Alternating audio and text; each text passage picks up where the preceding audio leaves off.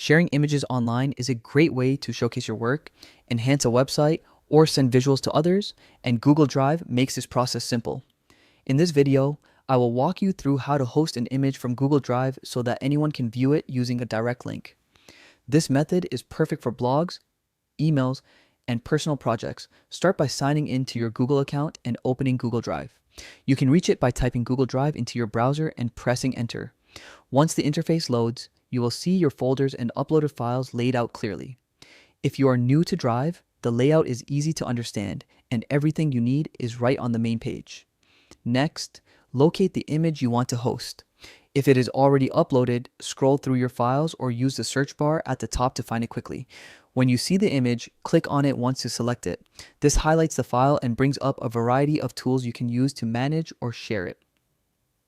With the image selected, look toward the top right and click the Share button. This will open the sharing settings where you can control who has access to your file.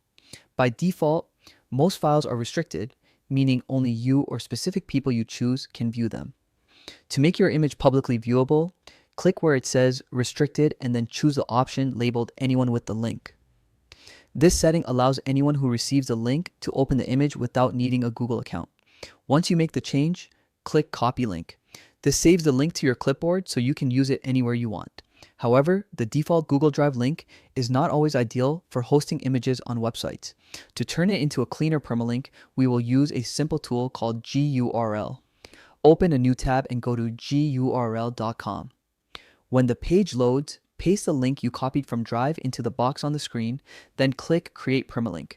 After a moment, the site will generate a new link that directly displays your image.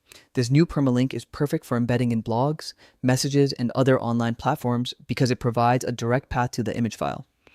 If you want to double check everything is working, paste the permalink into your browser and make sure the image loads correctly. And that is all it takes. You have now hosted your image from Google Drive and created a dependable link that is easy to share anywhere.